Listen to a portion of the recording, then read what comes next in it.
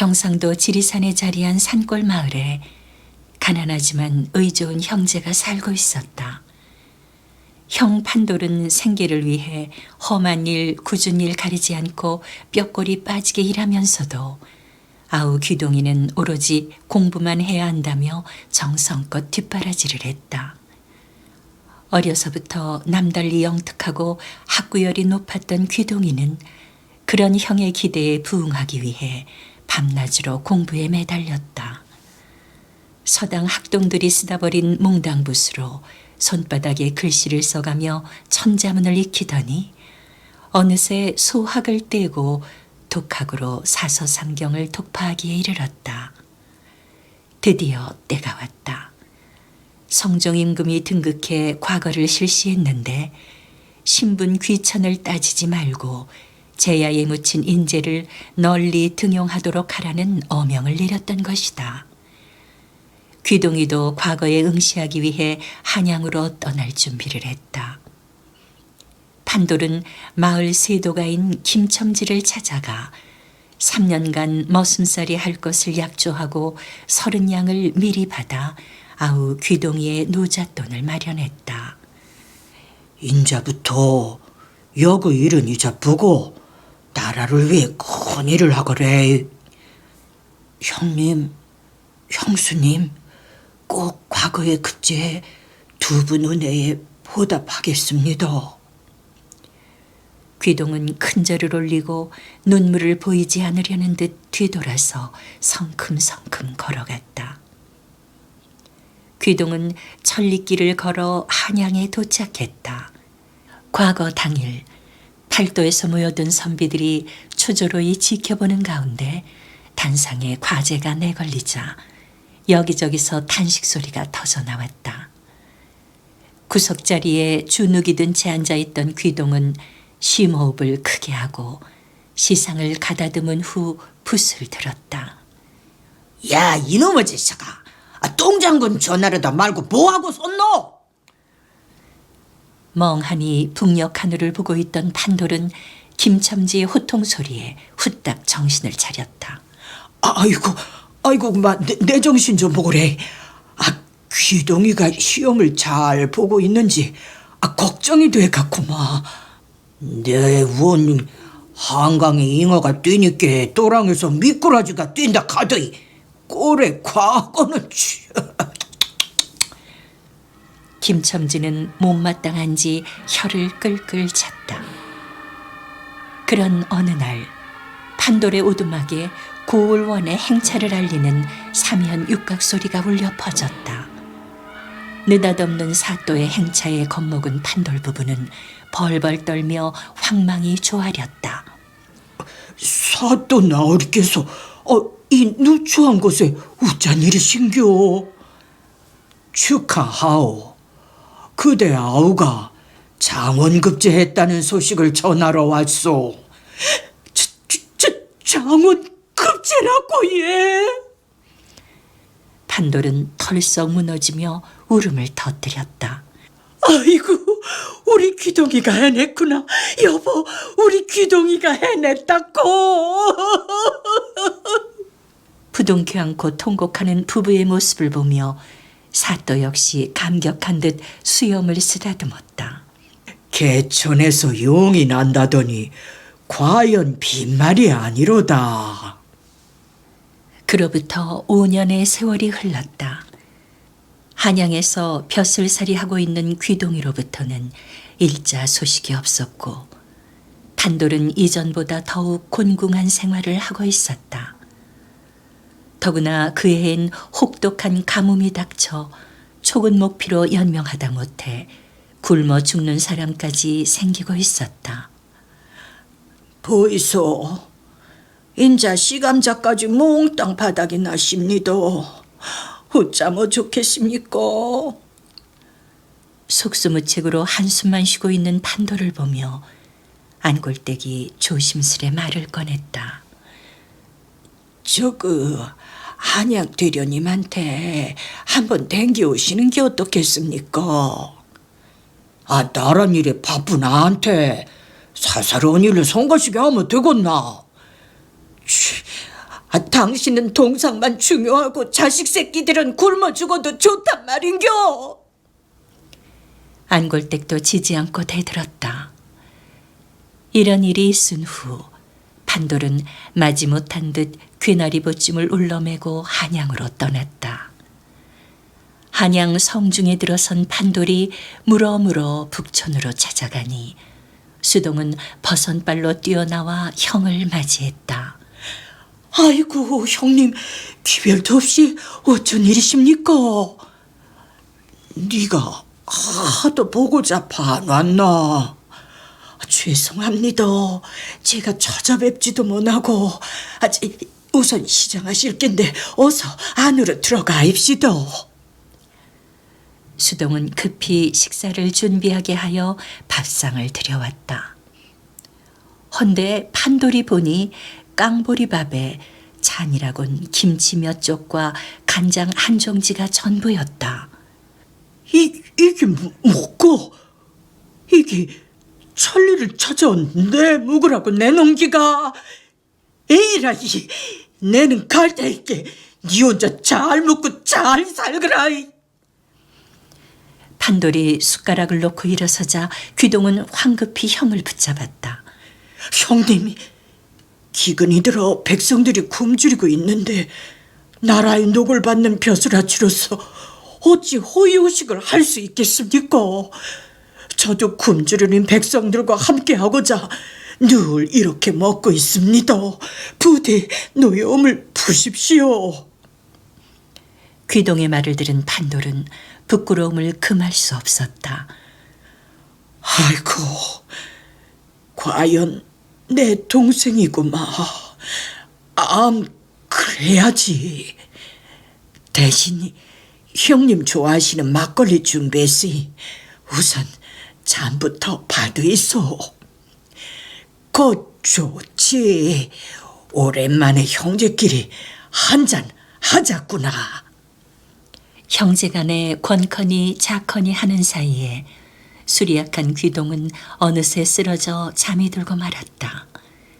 거나하게 취한 판돌의 시야에 벽에 걸린 귀동이의 관복이 들어왔다. 호기심이 발동한 판돌이 관복을 입고 머리에 관목까지 써보니 기분이 썩 좋았다. 이거야 원. 판돌은 회심의 미소를 지으며 살그머니 문을 열고 밖으로 나갔다. 마주치는 사람마다 굽신굽신 절을 하는 것이 여간 신나는 일이 아닐 수 없었다.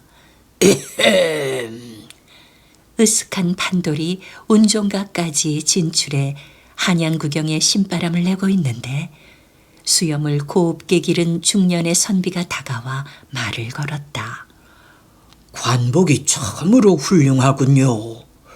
헌데 관직이 어찌 되시는지요? 뜨끔한 판돌은 실토를 하지 않을 수 없었다.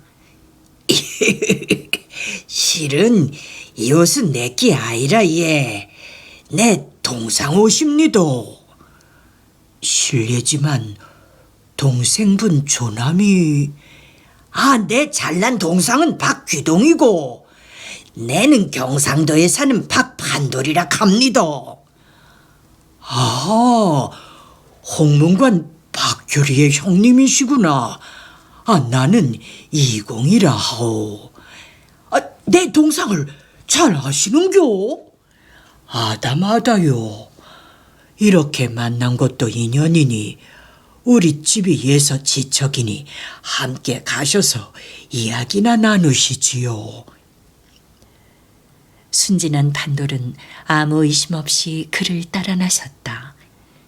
이공이라 자처한 선비는 실은 민정을 살피러 나온 성종 임금이었다. 대궐 별채에 안내된 판돌은 감탄사를 연발했다. 이공은 참 부장갑소. 이래 큰 집은 내 평생에 처음 봅니다. 임금은 이 순진무구한 촌무지랑이와 대화를 나누는 게 여간 흥미롭지 않았다. 우리 아버지가 임종시에 내 손을 막 꼭 붙잡고 판도레이, 네 동상 귀동이는 어쩌던 공부를 시켜야 한데 명심하거래. 익하고 눈을 감았다 아닙니까? 내 삼아 그 말씀을 뼈에 새기고 등골이 빠지게 뒷바라지를 했지에. 그란데 우리 귀동이가 보란듯이 장원급제를 해주니 얼마나 고마운지. 그날 아버지 무덤에 찾아가서 실컷 울었다 아닙니까? 판돌의 얘기를 듣고 임금도 감동한 듯 눈시울을 붉혔다. 헌데 임금이 가만히 보니 판돌이 다과상에 놓인 과자를 슬쩍슬쩍 소매 속에 집어넣고 있었다. 박공, 소매 속에 넣는 걸 보니 그 과자가 무척 맛있는 모양입니다 그려. 임금의 말을 듣고 판돌은 민망한 듯 웃었다. 아이고, 실은 이 과자 내 동상 갖다 줄라고 예. 아니, 박결이 댁에도 이런 과자가 많을 텐데요. 과자가 다 몽겨. 판돌은 펄쩍 뛰었다. 모처럼 한양에 찾아온 내한테 밥상이라고 차려왔는데 그놈아가 깡보리밥에 김치 한 조각 달랑 내놓은기라요. 내가 부하가 나갔고 고막 갚을락했죠. 그런데 동생이 성님, 백성들이 굶주리고 있는데 나라의 녹을 먹는 벼슬아치가 어찌 호의호식할 수 있습니까? 나도 그들과 함께하고자 내 늘 이렇게 먹고 있습니다.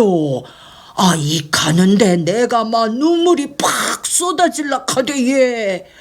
우리 귀동이는 그런 사람이라 예. 판돌의 말을 듣고 임금은 감동한 듯 고개를 연신 끄덕였다. 이 무렵 귀동은 형이 어디로 갔는지 몰라 노심초사하고 있었다. 눈 감으면 코 베어 간다는 한양인데 시골 양반이 무슨 일을 당할지 몰라 애를 끓이고 있는데 대문간에 판돌이 들어섰다. 기분이 몹시 좋은 듯 콧노래까지 흥얼거리고 있었다. 아이고 형님, 어디 갔다 이제 오십니까? 내가 오늘 이공이라 하는 좋은 친구를 사귄 기라. 네가 니한테 줄 게 있대. 자, 묵구라. 네 줄라고 내 안 가지고 왔나? 판돌이 소매를 흔들자 과자가 우르르 쏟아져 나왔다. 아니 형님, 이게 다 뭔지에? 이공이 준 기다. 아무 소리 말고 실컷 묵구라. 과자를 집어들고 자세히 살펴보던 귀동은 거기에 찍힌 궁자를 보고 하얗게 질렸다. 그건 대궐에서만 사용되는 다과라는 표식이었다. 아구란 놈, 내 훔쳐온 거 아니다. 이공이 마음껏 가져가라 해서 갖고 온 기다. 이공이라고요? 오늘 새긴 내 친구 아이가 억수로 큰 집에 살더라. 아이고 형님. 사태를 짐작한 귀동은 부들부들 떨며 방바닥에 머리를 찧었다. 일개 백성이 임금과 야자를 텄으니 죽음을 면치 못할 큰 죄였다. 다음 날 아침 귀동은 죽음을 각오하고 입궐에 어전에 엎드렸다. 상감마마, 죽을 죄를 지었사옵니다. 무지한 소신의 형을 용서하여 주옵시고 대신 이놈을 죽여주시옵소서. 읍소하는 귀동을 내려다보는 임금의 용안에 온화한 미소가 피어올랐다. 그대의 형과 같이 착하고 어진 백성을 내 어찌 벌하겠으며 그대와 같이 곧곧 충직한 청백리를 어찌 책하겠느냐. 내 그대에게 큰 상을 내려 조정 신녀들과 지방 방백들의 본이 되게 함이 마땅하리로다. 임금은 귀동의 벼슬을 더욱 높여주고 판돌에게도 많은 하사품을 내리니 형제는 임금의 큰 은덕에 감사의 눈물을 흘렸다. 후일 성종 임금이 세상을 떠나자 귀동은 벼슬을 버리고 낙향하여 형제는 함께 농사를 지으며 평생 우애 있게 지냈다고 한다. 옥두새 어른도 허락하셨으니까 아무 걱정 말고 나랑 같이 가는 거야. 아직 마음의 준비가. 물레방앗간에서 젊은 남녀가 속삭이고 있었다. 이 마을 처녀 순덕이와 남사당 얼음사내인 칠복이었다. 정 그렇게 오빠가 신경 쓰이면 당장 같이 가서 사실대로 말씀드리자고. 안 돼. 우리 오빠 죽는 걸 보려고 그래. 아, 그럼 어쩌자는 거야? 우리 일행은 내일 모두 여길 뜬다고. 눈을 부라리는 칠복을 보며 순덕은 울상을 지었다. 내일 새벽 날이 밝기 전에 담장 밖에서 기다리고 있을 테니까 짐 대충 챙겨 들고 나와. 쳤다고 울기 전에 떠나야 해. 알았지? 다짐을 두는 칠복을 보며 순덕은 마지못한 듯 고개를 끄덕였다. 애초에 떠돌이 광대에게 정을 준 것이 실수였다. 이제 와서 후회한들 무슨 소용이 있으랴. 순덕은 무거운 가슴을 안고 집으로 돌아왔다. 그녀가 방으로 들어서자 집신을 삼고 있던 오빠 한수가 간 만든 집신 한 컬레를 내밀었다. 순덕아, 이것 좀 신어봐라. 이 네 발에 잘 맞을지 모르겠네. 오라버니. 집신을 받아든 순덕의 눈에 이슬이 맺혔다. 어릴 적 돌아가신 부모님을 대신해 그녀를 애지중지 키워준 오빠였다. 그런 오빠를 속이고 떠나야 할 생각을 하니 가슴이 미어질 듯 아팠다. 오빠가 눈치챌까봐 입술을 깨물었지만 흐르는 눈물을 주체할 수가 없었다. 그날 밤 순덕은 자신이 떠나고 없더라도 불편함이 없도록 반찬거리도 넉넉히 해놓고 옷가지들을 하나하나 기우고 손질해 자고 있는 오빠의 머리맡에 차곡차곡 개켜 정돈해 놓았다. 그러는 사이 밖에서 휘파람 소리가 들려왔다. 빨리 나오라는 칠복이의 신호였다. 순덕이 황급히 보따리를 챙겨 들고 일어나려는 순간 한수가 몸을 뒤척이더니 눈을 떴다. 혼비백산한 순덕은 엉겁결에 화로에 묻어둔 인두를 집어들고 오빠의 눈을 찢었다. 으아! 자지러지는 오빠의 비명소리에 놀란 순덕은 정신없이 문을 열고 밖으로 뛰쳐나갔다. 어서 가자고. 칠복은 흐느끼는 순덕을 잡아 끌며 서둘러 그곳을 벗어났다. 자신이 무슨 짓을 했는지 미처 의식하지도 못한 채 순덕은 그렇게 고향을 등지고 말았다. 눈보라가 휘몰아치고 있었다. 졸지에 장님 신세가 된 한수는 다친 눈을 싸매고 지팡이에 몸을 의지한 채 허둥지둥 눈길을 걷고 또 걸었다. 광대패들이 먼 타지로 떠나버리기 전에 순덕을 구해내야 한다는 다급한 마음에 무작정 길을 나섰지만 사르르는 강추위와 눈보라 속에서 어디로 간단 말인가. 절망에 찬 한수는 눈밭에 털썩 주저앉고 말았다. 순덕아, 대체 어디로 갔느냐? 순덕아! 목청껏 불러봐도 대답은 없고 들리는 건 거친 눈바람 소리뿐이었다. 얼마나 시간이 흘렀을까. 가까스로 의식을 회복한 한수의 귀에 온화한 음성이 들려왔다. 이제 정신이 좀 드는가? 여기가 어딘지요? 객점일세. 여기 계신 유행수 일행이 눈 속에 쓰러져 있는 자네를 발견하고 이곳으로 데려왔다네. 천운이었다. 눈밭에서 죽어가던 한수가 마침 그곳을 지나가던 보부상에게 발견된 것은 천운이 아닐 수 없었다. 보부상의 우두머리인 유행수는 한수를 객점으로 옮겨온 다음 의원까지 모셔와 그를 살려낸 것이었다. 어르신, 목숨을 살려주신 은혜 죽어도 잊지 않겠습니다. 한수의 말을 듣고 유행수는 겸연쩍다는 듯 당연한 일을 했을 뿐 은혜랄 게 뭐 있나. 헌데 그 몸을 해가지고 눈보라 속을 헤매고 다닌 까닭이 무엇인가? 한수는 생명의 은인들이기에 자신에게 일어난 일을 솔직히 털어놓을 수밖에 없었다.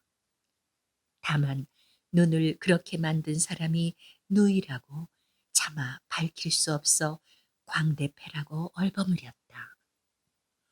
그런 참혹한 일을 당하다니. 유행수는 자신의 일처럼 안타까워하며 의원에게 부탁을 했다. 박주부, 돈은 얼마가 들어도 좋으니 이 사람 눈을 꼭 좀 고쳐주시오. 화기에 동공이 상했다면 실명은 피할 수 없죠. 만에 하나 거기까지 화기가 미치지 않았다면 시력을 회복할 가능성이 없지만은 않습니다.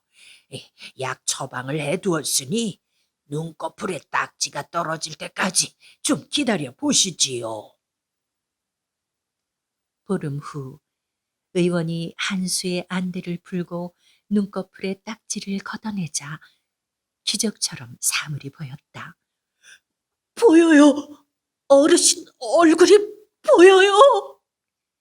한수가 소리치자 유행수는 자기 일처럼 기뻐했고 의원은 한수의 눈에 고인 눈물이 화기를 막아줘 눈동자가 무사할 수 있었다며 이 역시 천운이라고 했다. 유행수의 권유로 보부상의 일원이 된 한수는 등짐을 지고 이고울 저고울을 누비며 장사하는 법을 익혔다. 몰락한 양반의 후손으로 글도 잘하고 수치에도 밝은 한수는 장사에도 수완을 발휘해 유행수의 신임을 한 몸에 받았다. 그런 어느 날 유행수의 초대를 받은 한수가 그의 집으로 갔더니 어여쁜 처녀가 술상을 들고 들어왔다. 보가 이분께 술 한 잔 따라 올리거라. 처녀는 유행수의 말을 듣고 볼을 발그레 물들이며 한수의 잔에 술을 따랐다. 내 여식일세. 어려서 어미를 잃고 애비 손에 자라 외로움이 많은 아이라네. 내가 밖으로만 나돌다 보니까 저 아이가 안살림을 도맡아 하느라 혼기를 그만 놓쳐버렸지 뭔가. 이보게, 한수, 자네가 하나뿐인 내 여식을 좀 맡아주지 않겠나? 내 부탁일세. 한수는 누이 동생 순덕을 찾기 전엔 혼인을 하지 않겠다고 굳게 맹세한 바 있었다. 그러나 생명의 은인인 유행수의 간곡한 부탁을 거절할 처지가 아니었다. 부엌과 혼례를 올린 한수는 명실상부한 유행수의 후계자로서 부부 상단의 중심 인물로 부상했다. 그러는 동안에도 순덕이 찾는 일을 한시도 게을리하지 않았다. 순덕이와 비슷한 안악의 뒷모습을 보고 등짐을 지고 쫓아갔다가 낭패를 당한 일이 한두 번이 아니었다. 방방곡곡 그의 발길이 미치지 않은 곳이 없을 정도로 찾아다녔지만 순덕의 행방은 묘연하기만 한 채 20년의 세월이 흘러갔다. 그 사이 한수는 부부 상단을 총괄하는 대행수가 돼 거상의 반열에 올랐다. 그는 초로에 접어든 지금까지도 희망의 끈을 놓지 않고 있었다. 오봉산 마루에 황혼이 물들고 산촌 동로에선 잔치 준비로 들썩이고 있었다. 한수가 마을에 들러 하룻밤 묵어가기를 정하자 촌장집 사랑으로 안내되었다. 산촌 노인답지 않게 곱게 늙은 노인이 객을 맞았다. 보아하니 한양에서 오신 듯한데 이런 접경 지역까지 어인 일로 오셨는지. 찾을 사람이 있어서요. 헌데 마을에 잔치가 있는 모양이지요. 내일 인두과부의 딸을 출가시키느라 온 마을 사람들이 나서서 거들고 있지요. 인두과부라니요. 그 사람을 다들 그렇게 불렀지요. 인두과부라고. 20년 전 이 마을 객점에 머물던 광대들이 숙식비를 떼어먹고 야반 도주를 한 사건이 있었죠. 헌데 이 죽일 놈들이 객방에 출산이 임박한 임산부까지 버려두고 도망을 갔지요. 보다 못한 마을 안악들이 나서서 출산을 도와 그 여인은 무사히 딸을 순산하게 되었답니다. 그 후 여인은 젖먹이를 키우면서 사람들의 온정에 보답이라도 하려는 듯 마을의 험하고 굳은 일을 도맡아 하며 억척스럽게 살았다. 그녀는 삭바느질로 생계를 꾸려갔는데 어쩐 일인지 침선에 꼭 필요한 인두질을 하지 않았고 인두라면 질색을 했다. 마을 사람들은 그녀를 인두과부라는 애칭으로 부르며 일거리들을 맡겼다. 5년 전에 마을에 퍼진 돌림병으로 인두과부가 그만 세상을 떠나고 말았지요. 그렇게 애지중지하던 딸 단실이를 남겨두고. 노인은 회상에서 깨어나며 말을 이었다. 내일이 바로 그 아이의 혼례식 날이랍니다. 인두과부의 딸이 혼례를 올린다고 모두 자기들 일처럼 좋아하며 잔치 준비를 하느라 저야단이랍니다. 한수는 문득 그 인두과부가 순덕일지도 모른다는 생각이 들었다. 인두과부의 따님을 좀 만나게 해주실 수는 없겠는지요? 한수가 간절히 부탁하자 노인은 자리를 마련해 주었다. 순덕을 쏙 빼어 닮은 단실을 본 순간 한수는 흥분을 감출 수 없었다. 혹시 어머니 생전에 고향 얘기나 가족에 대한 얘기를 한 적은 없었느냐? 한수의 말을 듣고 단실은 눈물을 글썽이기 시작했다. 그런 말씀은 통 없었어요. 하운데 어머니가 돌아가시기 전에 장롱 속에 둔 낡은 보따리를 가져오라고 하시더니 그 속에서 집신 한 컬레를 꺼내서 제 손에 쥐어주셨어요. 집신을? 예, 오라버니가 손수 만들어주신 거라면서 그걸 꼭 관 속에 넣어달라고. 그 말을 듣는 순간 한수는 순덕이 떠나던 날 밤 일이 생생히 떠올랐다. 순덕아! 한수는 20년간 응어리졌던 서러움이 일시에 터져나와 눈물을 주체할 수 없었다. 목을 놓아오는 한수를 보고 사태를 짐작한 탄실이도 어머니를 부르며 같이 울었다. 순덕의 무덤은 하얀 눈으로 덮여 있었다. 북녘 변경 지역이라 이른 눈이 찾아온 것이었다. 순덕아, 오라비가 찾아왔는데 반기지도 않고 어찌 이리 누웠느냐? 이 오래비가 그리도 두려웠느냐?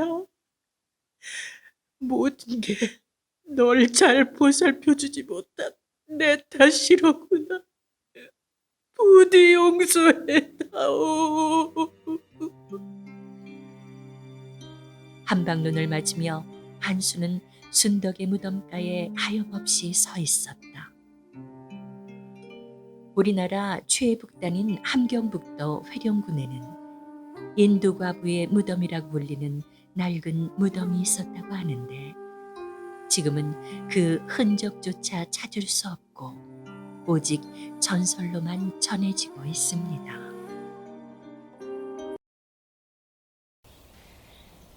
영축산 통도사의 암자들 중에서도 가장 높은 곳에 자리 잡은 백운암에서 홀로 수도에 증진하고 있는 젊은 스님이 있었다. 그는 장차 본 사찰인 통도사에서 경론을 가르치는 강백이 되기 위해 밤낮 없이 경전 연구에 몰두하고 있었다. 그런 어느 날 밤이었다. 그날도 여느 때와 마찬가지로 서책 속에 파묻혀서 독서 삼매경에 빠져있던 스님은 밖에서 들리는 인기척 소리에 경전 읽기를 멈추고 귀를 곤두세웠다. 안에 누구 안 계시나요? 가냘픈 여인의 목소리였다. 이 밤에 험한 남자의 찾아올 여인이 있을 리가? 혹시 환청을 들은 건 아닌가 하고 귀를 의심하며 방문을 연 스님은 문 밖에 서 있는 어여쁜 처녀를 보고 놀라움을 금치 못했다. 아니, 이 야심한 밤에 어떻게 여기까지? 친구들하고 산나물을 캐러 왔다가 그만 길을 잃었어요.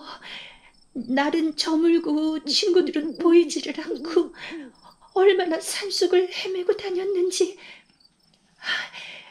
그런데 숲속을 헤매다가 불빛을 보고 찾아왔어요, 스님. 제발 하룻밤만 묵게 해주세요. 처녀는 얼마나 산속을 헤매고 다녔는지 정신이 나간 모습이었다. 처녀의 사정이 몹시 딱해 보였지만 수도하는 몸으로 관연한 처녀와 한 방에서 밤을 새울 수는 없는 노릇이었다. 여긴 나 혼자 수도하는 곳이어서 젊은 저자를 방해드릴 형편이 못 되니 다른 처소를 찾아보시오. 이 밤중에 혼자 어디로 가란 말이에요? 이 산엔 호랑이도 출몰한다는데 스님 제발 도와주세요. 하룻밤만.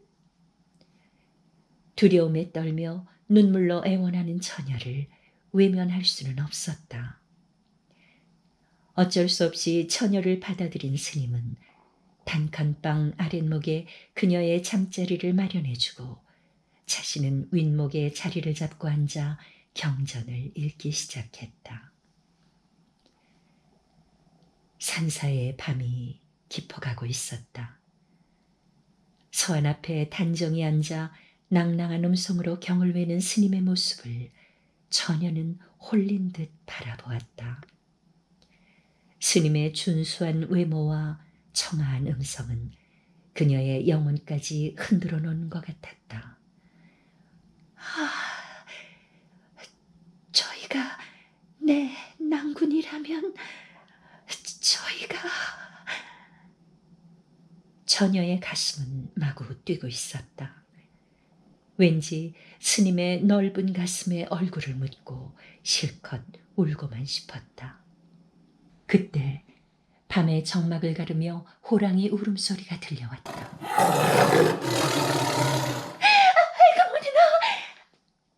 처녀는 비명을 지르며 스님의 등에 매달렸다. 저놈이 또 배가 고픈 모양이로군. 스님은 조용히 읊조릴 뿐 서책에서 눈을 떼지 않았다. 지척에서 오는 듯 천지를 진동하는 포효가 이어졌다. 처녀는 더욱 세차게 스님의 등을 파고들며 두려움에 떨었다. 이곳은 부처님의 법력이 미치는 곳이니 안심해도 됩니다. 처녀는 스님의 몸에서 전해져 오는 따스한 온기를 느끼며 그 순간이 영원하기를 소망했다. 그러나 스님은 흔들림 없는 자세로 오직 경서만 읽을 뿐이었다. 그날 이후 처녀는 누구에게 의논하거나 하소연할 수도 없는 혼자만의 비밀을 안고 가슴을 앓았다. 오로지 스님을 보고 싶은 생각뿐, 잠도 오지 않고 밥도 먹기 싫었다. 스님을 향한 애타는 사랑으로 깊이 병이 든 처녀는 종래 미음 한 모금도 넘기지 못하는 지경에 이르고 말았다. 얘야, 대체 왜 그러느냐? 아이 애미 속 터져 죽는 꼴을 보려고 이러느냐? 이 애비가 네 소원은 뭐든 들어줄 테니 시원히 말이나 좀 해다오. 부모의 애끓는 간청에 못 이겨 처녀는 비로소 마음속 깊이 간직하고 있던 비밀을 털어놓기 시작했다. 딸 자식의 속내를 알게 된 부모는 부랴부랴 백운암의 젊은 스님을 찾아가기에 이르렀다. 슬하에 오직 하나뿐인 딸 자식이 스님 때문에 죽어가고 있습니다. 제발 우리 딸 좀 살려주십시오. 우리 딸과 혼인만 해주신다면 쇠내 머리칼을 잘라 집신이라도 삼아드리겠습니다. 한 생명 건지신다 생각하시고 자비를 베풀어 주십시오. 소승, 부처님의 제자가 된 몸으로서 파괴를 할 수는 없습니다. 아무리 사정하고 애걸을 해도 요지부동이었다. 죽어가는 딸을 한 번만이라도 만나달라는 부탁마저도 거절당한 채 처녀의 부모는 허탈하게 발길을 돌릴 수밖에 없었다. 아버님, 어머님, 불여여식이 죽거든 화장하여 백운암 근처 솔밭에 볏가루를 뿌려주시어요. 혼백이나 스님 곁에. 처녀는 말을 채 잊지 못한 채 숨을 거두고 말았다. 16 꽃다운 나이에 상사의 한을 품고 세상을 하직한 것이었다. 그 무렵 영축산 범굴에서 산고의 진통을 하고 있던 암호랑이가 새끼를 순산하고 있었다. 처녀의 영혼이 호랑이로 환생한 것이었다. 무심코 세월이 흘렀다. 젊은 스님은 10년 수도 끝에 그토록 바라던 통도사의 강백으로 취임하게 되었다. 통도사 관내의 모든 스님들이 운집한 가운데 취임 법회가 열리고 신임 강백의 설법이 시작됐다. 그런데 그 순간 지축을 흔드는 포효 소리와 함께 거대한 호랑이 한 마리가 뛰어들더니 법당 문 앞에 버티고 서서 사납게 울부짖었다. 호랑이가 산문 안까지 뛰어든 것은 예산 일이 아니었다. 동요하는 대중들을 보며 큰 스님이 입을 열었다. 여기 스님들 가운데 저 호랑이가 원하는 사람이 있는 모양이요. 모두들 가사를 벗어 호랑이 앞에 던져봅시다. 큰 스님의 제안에 따라 스님들은 일제히 걸치고 있던 가사를 벗어 호랑이에게 던졌다. 호랑이는 다른 가사는 아랑곳 않고 신인 강백의 가사를 낚아채더니 갈기갈기 찢어버렸다. 이를 본 스님들이 웅성거리는 가운데 강백 스님이 무겁게 입을 열었다. 아무래도 저 호랑이가 소승의 속세 인연인 모양입니다. 강백은 스님들을 향해 합장한 후 의연한 모습으로 호랑이를 향해 걸어갔다. 모두들 말릴 엄두도 내지 못한 채 바라만 보고 있는 사이 호랑이는 강백을 덥석 물고 바람같이 사라졌다. 다음 날 강백 스님이 젊은 날 수도를 하던 백운암 근처의 솔밭에서 그의 시신이 발견되었다. 그런데 강백의 사지육신은 모두 멀쩡하였으나 음경이 보이질 않았다. 호랑이가 떼어간 것이었다. 호랑이가 스님들의 음경을 탐낸다는 소문이 돌자 통도사에선 호랑이의 혀를 누르기 위해 도량 안에 붉은 바윗돌 2개를 놓았다. 호혈석이라고 부르는 이 반석은 지금도 통도사 극락전과 응진전의 뜰에 묻힌 채 무심히 오고 가는 사람들의 발길에 마모되고 있다. 개구리 울음소리가 한창인 문원에서 덕보는 소를 몰고 설해질을 하고 있었다. 이랴. 누렁아, 이제 얼마 안 남았다. 조금만 더 힘을 내자꾸나. 덕보의 말을 알아듣기라도 하는 듯 누렁이는 기운차게 설해를 끌고 앞으로 나갔다. 송아지 때부터 길러온 누렁이는 덕보에겐 자식과 같은 존재였다. 아버지! 논둑에 서서 소리치는 딸 순덕이를 보며 덕보는 설해질을 멈추었다. 순덕아, 왜 그러느냐? 아버지, 엄니가 이상해요. 뭐라고? 덕보는 딸의 말이 채 끝나기도 전에 설해를 팽겨쳐두고 달려가기 시작했다. 덕보의 아내 가실댁은 3달 전 아들을 낳은 후부터 산후가 좋지 못해 몸져 누워있는 중이었다. 임자, 내가 왔어. 어서 눈 좀 떠봐요. 덕보가 아내를 흔들며 소리치자 가실댁은 가까스로 눈을 떴다. 여보, 나는 이제 틀린 것 같아요. 그런 약한 소리 하지 말고 아이들을 생각해서라도 어서 정신을 차리고 일어나야지. 여보, 나 죽거든. 3년 탈상 고집 말고 속기 사장 같으세요. 에이, 또 그 소리야. 쓸데없는 소리 말고 어서 일어나기나 해요. 당신이 사장가를 들어야 우리 아이가 제명대로 살 수.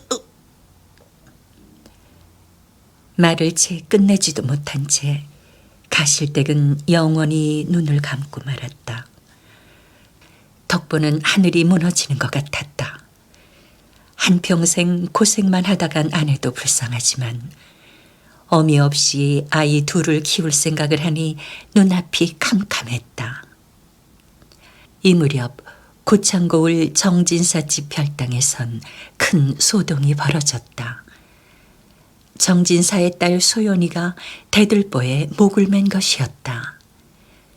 하녀 사모리가 일찍 발견했기에 망정이지 하마터면 큰일을 치를 뻔했다.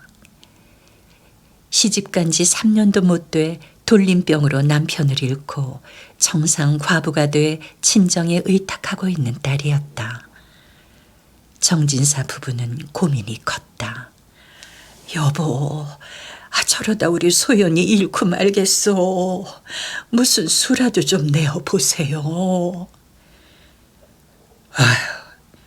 상처한 호랍이라도 구해 짝을 맺어주면 좋으련만 국법으로 여인 개가를 금지하고 있으니 그게 가능키나 한 일이겠소. 그놈의 개가 금지법이 뭔지. 한숨을 쉬는 부인을 보며 정진사는 깊은 생각에 잠겼다. 다음 날 이른 새벽 정진사는 하인 밤새를 불렀다. 어릴 때부터 정진사가 거두어 키운 가장 신뢰하는 하인이었다. 밤새야, 너는 이 길로 곧장 우시장에 가서 튼실한 암소 한 마리를 사오도록 해라. 아무한테도 알려서는 안 되느니. 예, 진사 어른.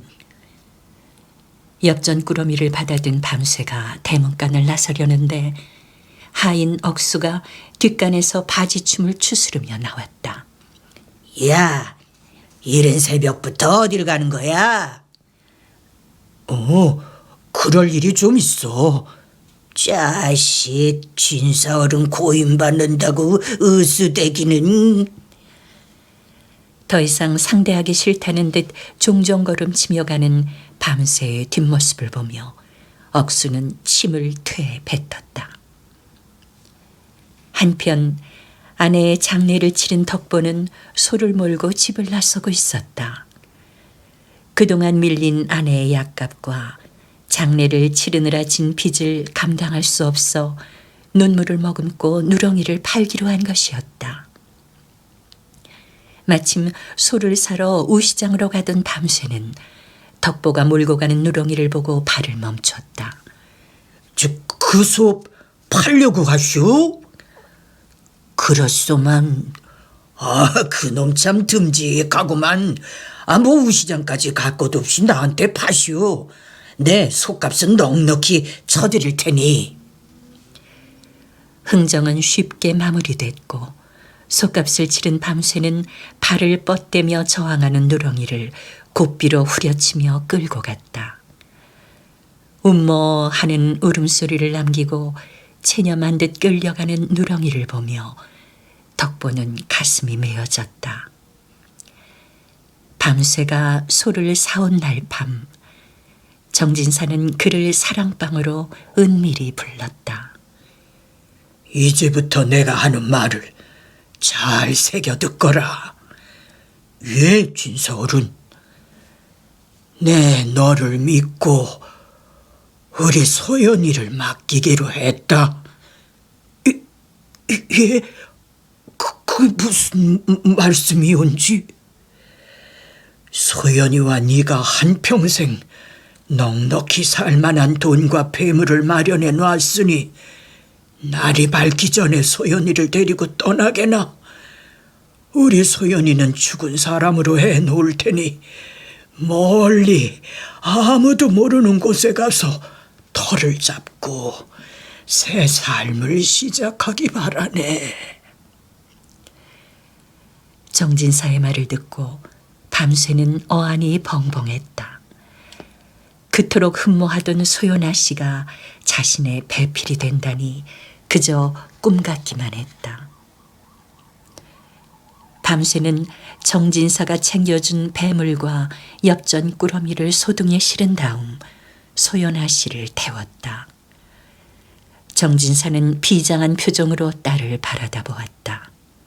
이 시각 이후부터 너와 나는 부녀가 아니라 남남이니라.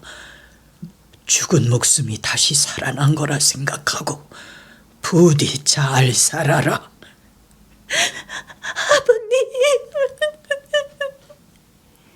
흐느끼는 딸을 애써 외면하며 정진사는 밤새를 재촉했다. 어서 떠나게. 나리마님, 그럼. 하직인사도 변변이 울리지 못한 채 서둘러 정진사 집을 떠난 밤새는 소를 몰고 캄캄한 밤길을 부지런히 걸어 첫 닭이 울기 전에 읍내를 벗어났다. 서편 하늘에 뜬 희미한 초생딸만이 그들의 모습을 지켜보고 있을 뿐이었다. 밤새와 소연이 고갯마루를 넘어서려는 순간 장승 뒤에서 불쑥 나타난 검은 그림자가 그들 앞을 가로막아섰다. 목숨이 아깝거든 고삐를 놓고 가지 그래.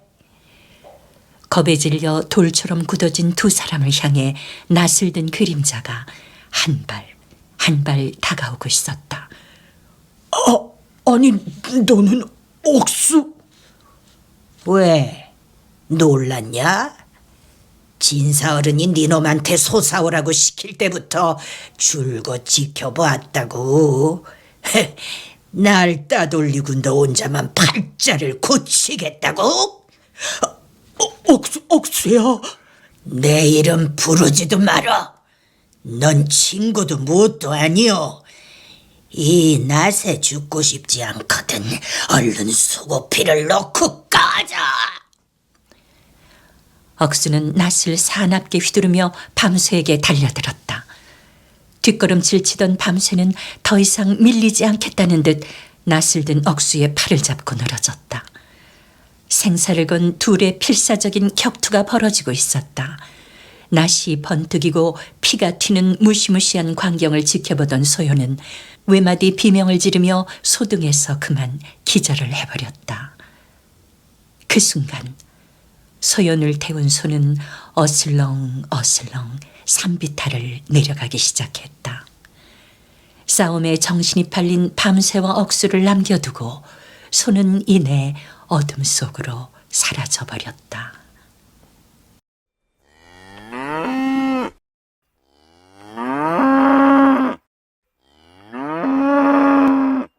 덕보는 소 울음소리를 듣고 부스스 눈을 떴다. 아이고, 소염을 줄 때가 지났네. 후딱 몸을 일으키던 그는 착각이었음을 깨닫고 풀썩 주저앉았다. 아니지. 어제 내다 팔았지. 밤새 누렁이 꿈만 꿨더니 헛들었구만, 헛들었어. 고개를 흔들며 허탈한 표정을 짓는데 다시 소 울음소리가 들려왔다. 분명 귀에 익은 소리였다. 덕보가 방문을 열고 나가보니 그곳엔 뜻밖에도 마당에 누렁이가 서 있었다. 그것도 기절한 여인을 등에 태우고 온 것이었다. 참으로 기이한 인연으로 만나게 된 덕보와 소요는 그 모든 게 하늘의 뜻이라 믿고 백년 가약을 맺어 행복한 가정을 이루었다. 사람들은 주인을 위해 복동이를 업고 온 소를 생원님이라 부르며 그 충성스러움을 칭송했다고 하며 소마을이란 이름이 붙은 영광군 우평리에는 우생원이라 불리던 소의 무덤이 있었다고 전한다. 푹푹 찌는 여름날, 팔복은 무더위에 지쳐 느티나무 밑에 발을 뻗고 쉬고 있었다. 제 너머 친척집에 다녀오던 길이었다.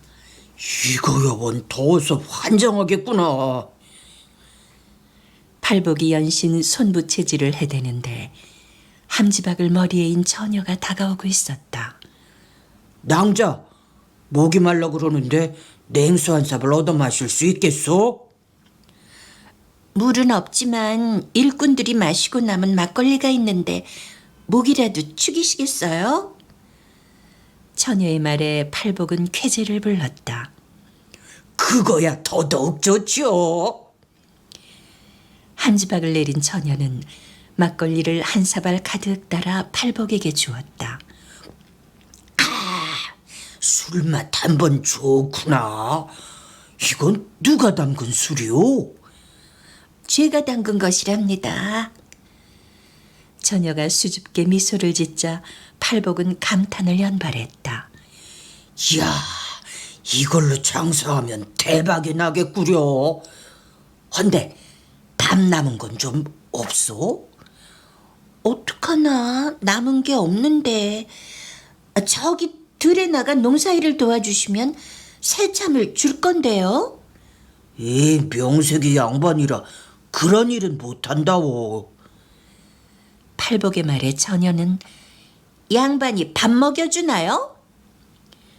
한마디 툭 던지고는 함지박을 이고 일어섰다. 그 말에 충격을 받은 듯 팔복은 처녀가 마을로 사라질 때까지 멍하니 바라보았다.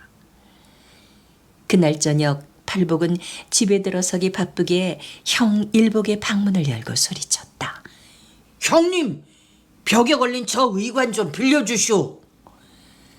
느닷없는 아우의 말에 지방을 쓰고 있던 일복이 의아한 듯 돌아보았다.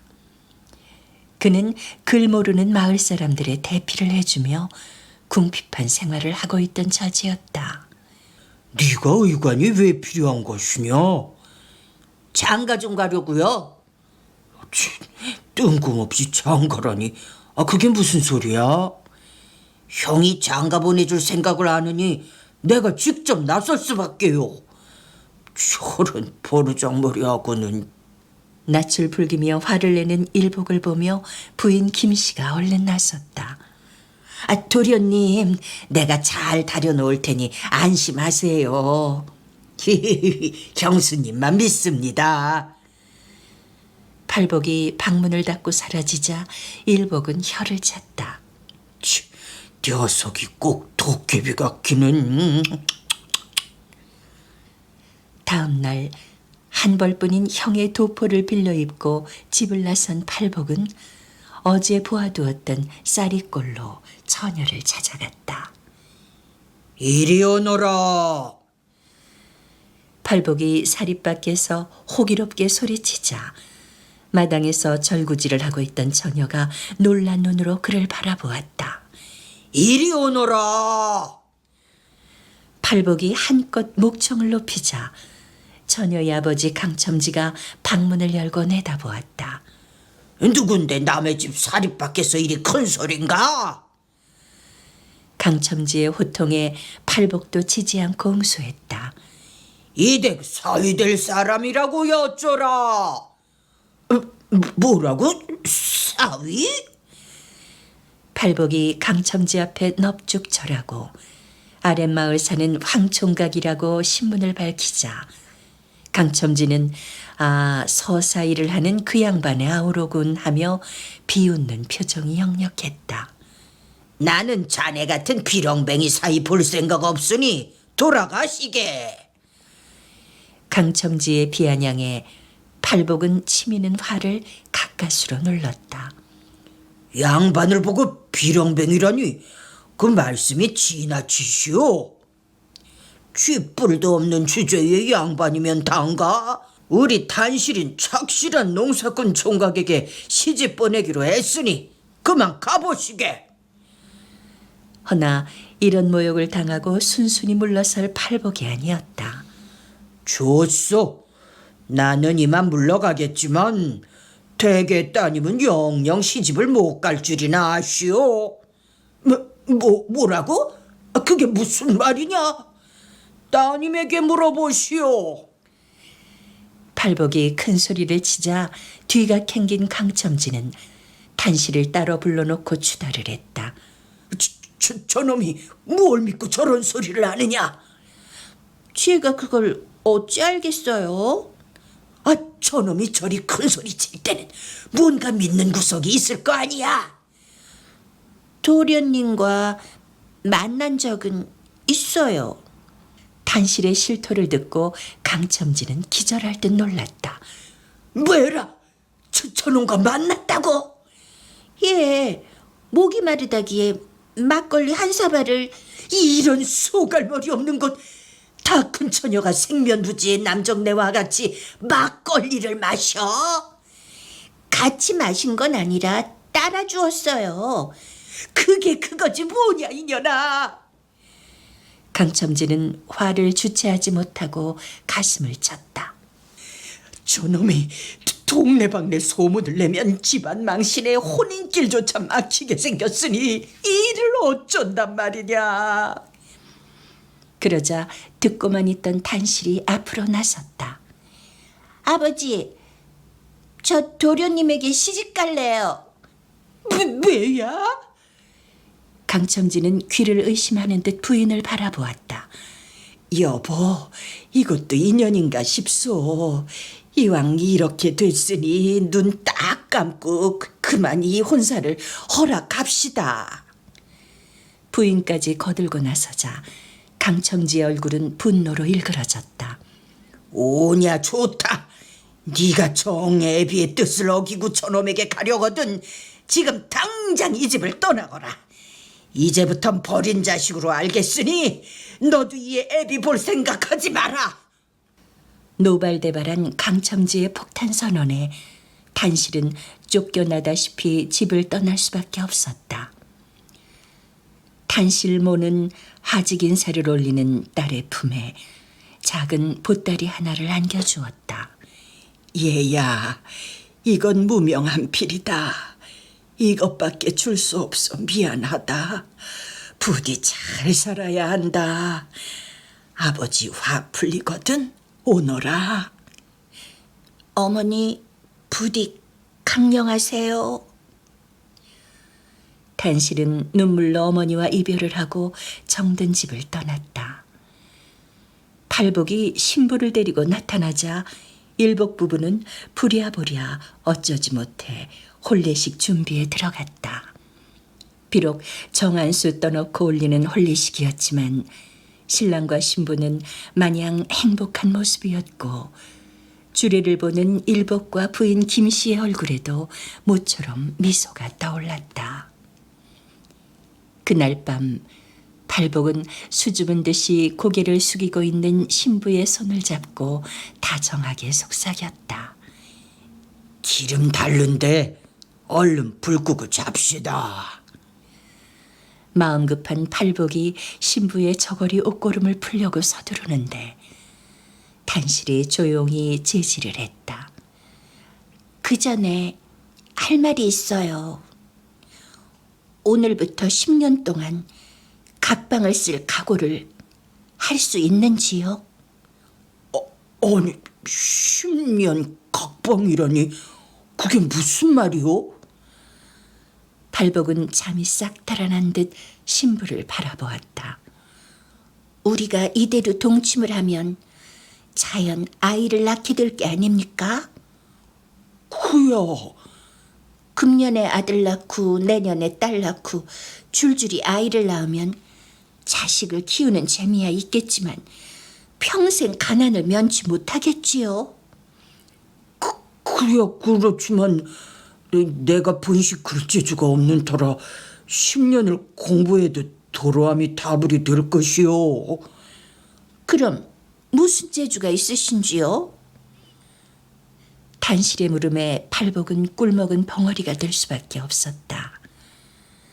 서방님이 일전에 제 술 빚는 솜씨를 칭찬하셨죠?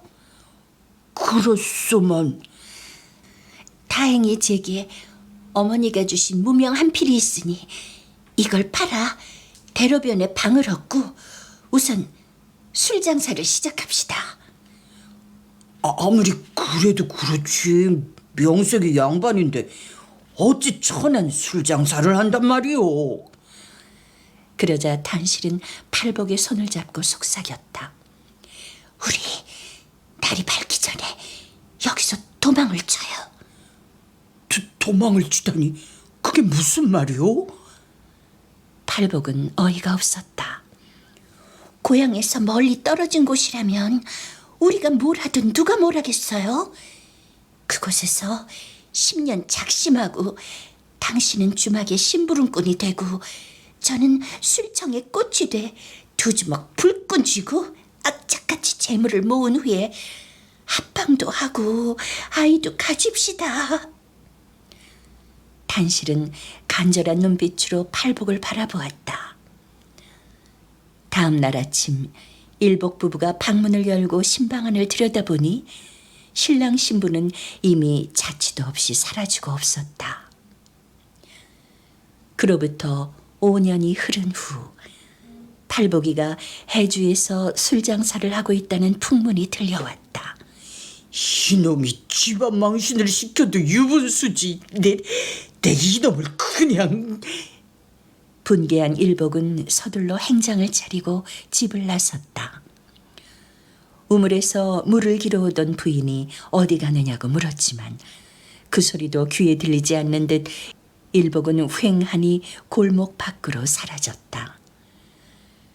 과연 팔복은 해주의 삼거리 길목에 주막을 열고 술을 팔고 있었다. 주막에 들어선 일복은 주모복장으로 취객들의 시중을 들고 있는 탄실과 술집 심부름꾼 노릇을 하고 있는 아우를 보자 피가 거꾸로 솟는 것 같았다. 어서 옵쇼. 저리로 앉으시지요. 팔복은 형을 보고 일순 놀라는 것 같더니 이내 태연히 빈자리로 안내했다. 뭘 드릴까요? 하는 양이 일반 손님을 대하는 것과 전혀 다르지 않았다. 술이나 다오. 일복은 속이 타는 듯 연거푸 술잔을 비웠다. 저녁 무렵 북적이던 손님들이 대충 빠져나간 후 팔복 부부가 다가오자 일복은 버럭 소리를 질렀다.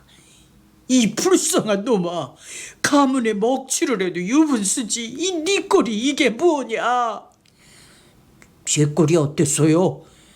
배골른 양반 꼴보다야 제 꼴이 훨씬 낫습죠. 아이고 아버님, 제가 아우를 잘못 가르친 탓입니다. 용서하세요.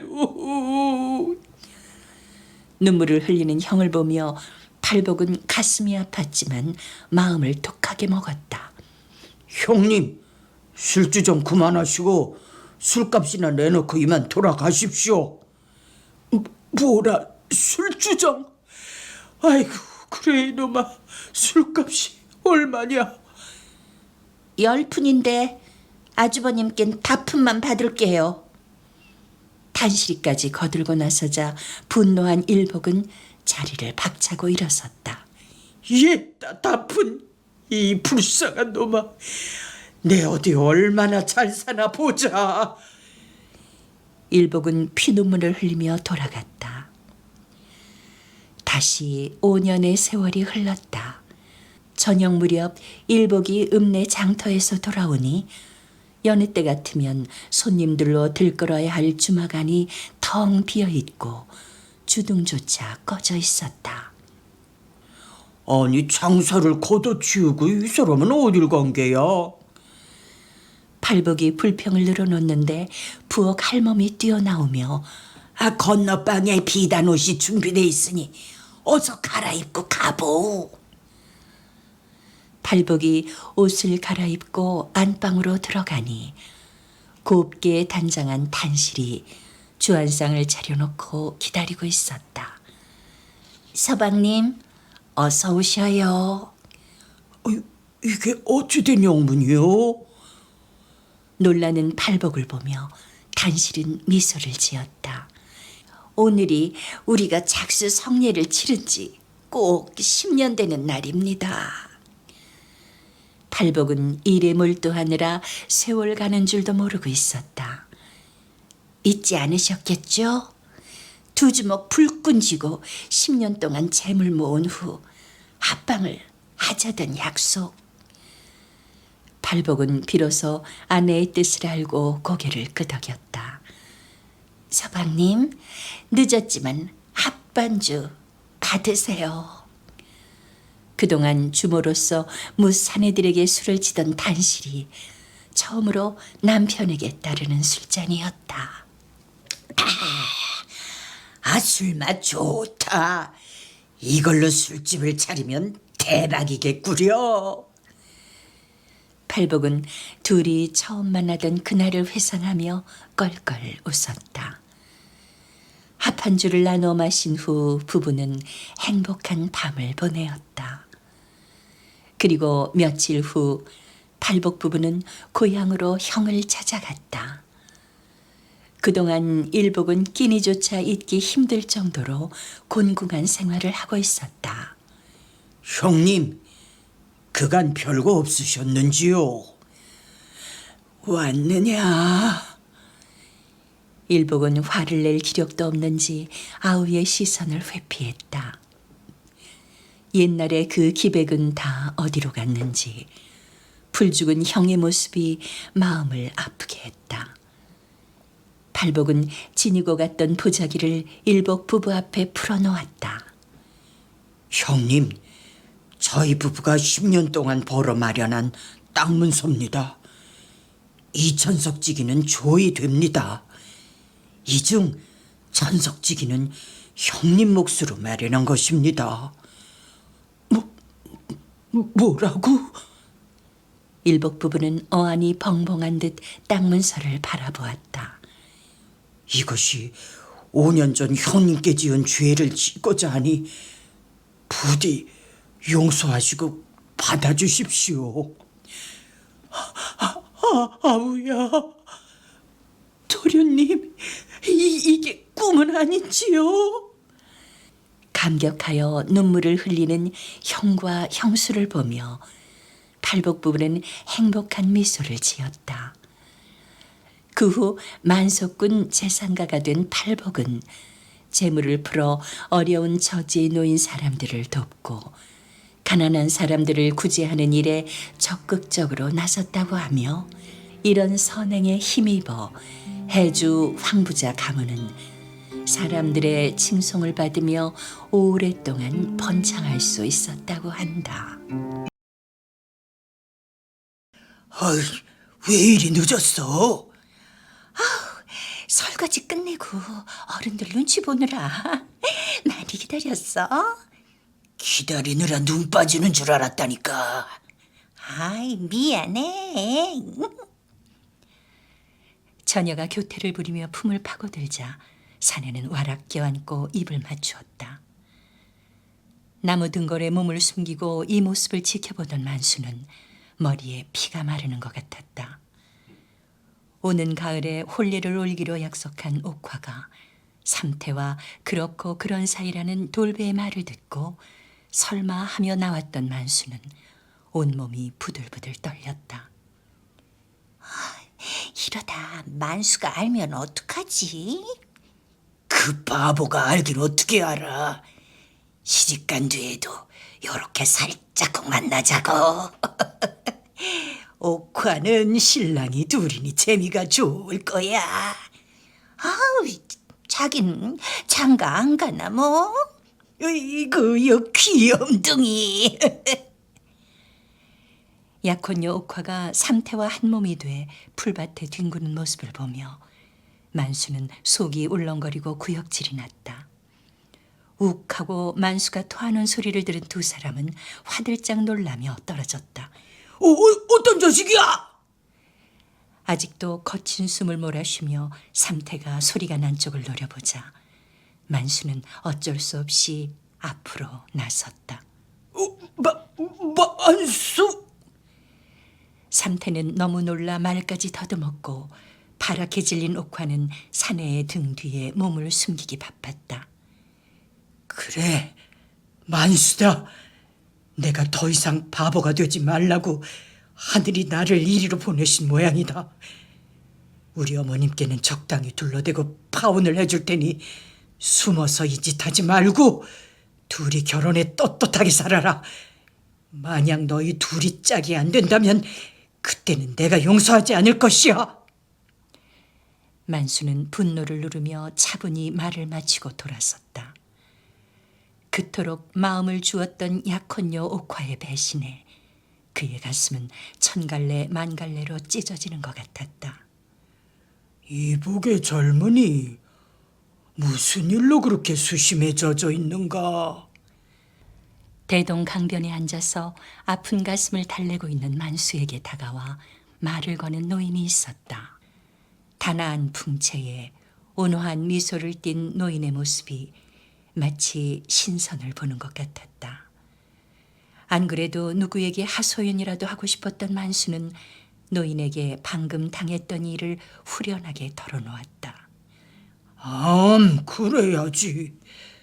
좋아하는 사람끼리 살게 해둬야 하고 말고. 용서가 쉽진 않았겠지만 잘했네. 그래야 자네에게도 복이 오느니. 만수의 얘기를 들은 노인은 감탄한 듯 연신 고개를 끄덕였다.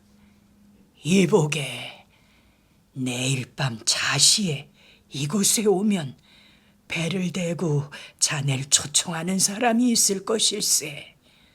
무슨 일을 시키던 거부하지 말고 응하게나. 그럼 좋은 인연이 맺어질 것일세. 노인은 알쏭달쏭한 말을 남긴 후 대기하고 있던 교자에 올라타더니 멀어져 갔다.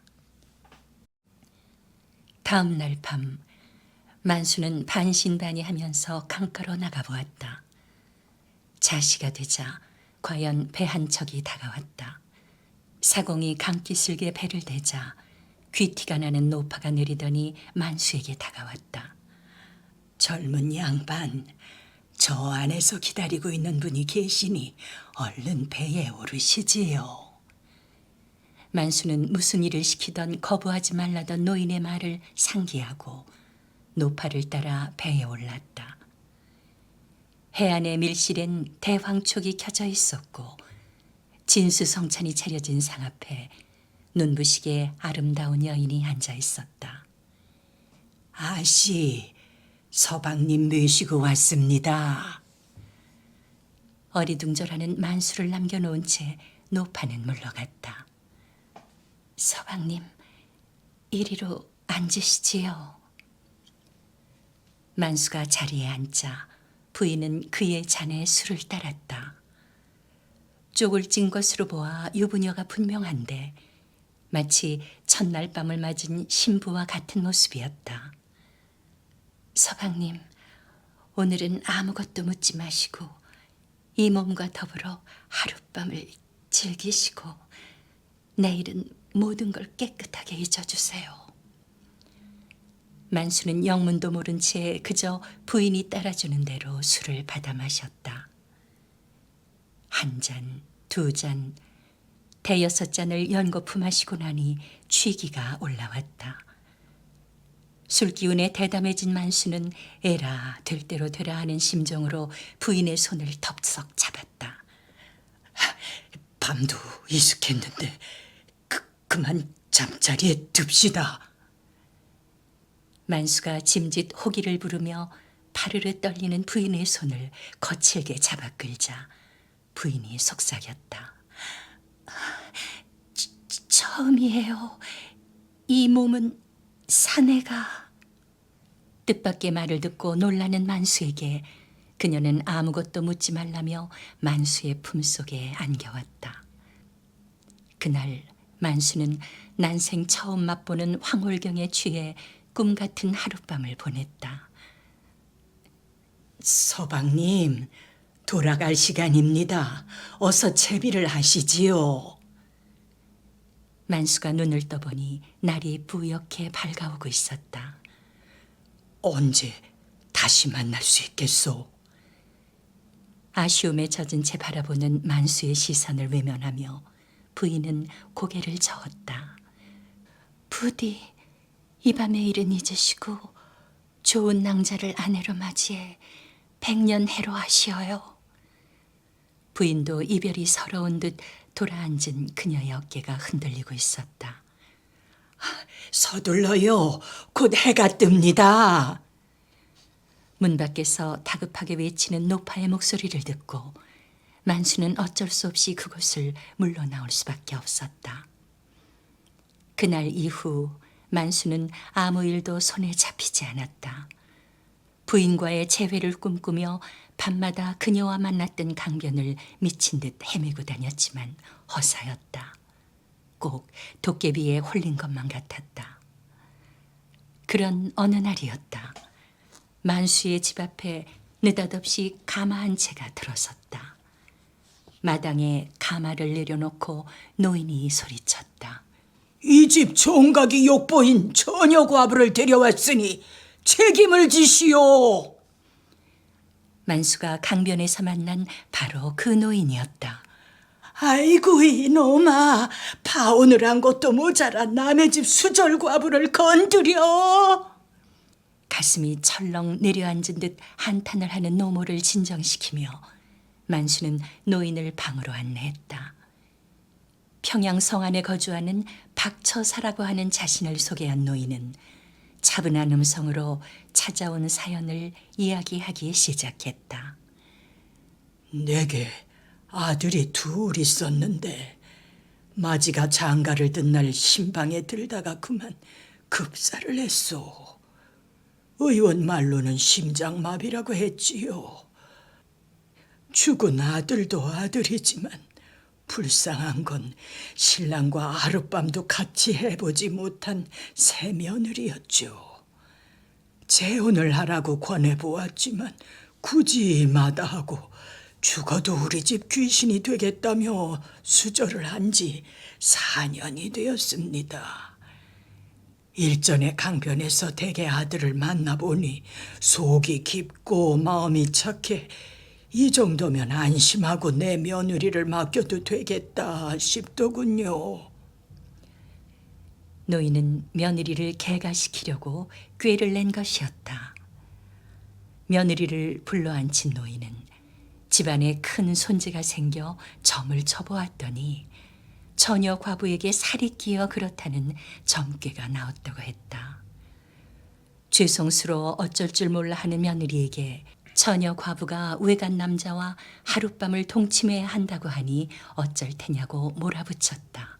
노인은 가까스로 며느리의 허락을 받아내 그날 밤 배 안에서 만수와 동침을 하게 한 것이었다. 아유, 그 일이 있은 후 며느리를 불러놓고 너는 외간 남자와 사통을 했으니 더 이상 우리 집 며느리가 아니다. 뻔뻔스럽게 우리 집에서 살 생각 말고 그 남자한테 가서 살라. 이렇게 얘기했죠. 며느리인들 무슨 할 말이 있겠소. 아무리 시아비가 시킨 일이라 해도 사통한 건 사실이니 어기서 며느리인들 속으로야 싫을 리가 있겠소. 박노인은 유쾌하게 웃었다. 일이 이렇게 되었으니 천생연분인 줄 알고 혼례를 올리시게나. 내가 며느리에게 논 50마지기를 주었으니 그만하면 살림살이에 지장이 없을 것일세. 세상에 이렇게 고마울 때가. 노모는 입이 함지박만큼 벌어졌고 만수도 기쁨을 감추지 못했다. 박노인의 배려로 처녀 과부를 아내로 맞아들인 만수는 한평생 부인을 끔찍이 아끼고 사랑했다고 하며 마을 사람들 또한 이 부부를 대동강이 맺어준 인연이라고 부르며 칭송을 아끼지 않았다고 한다.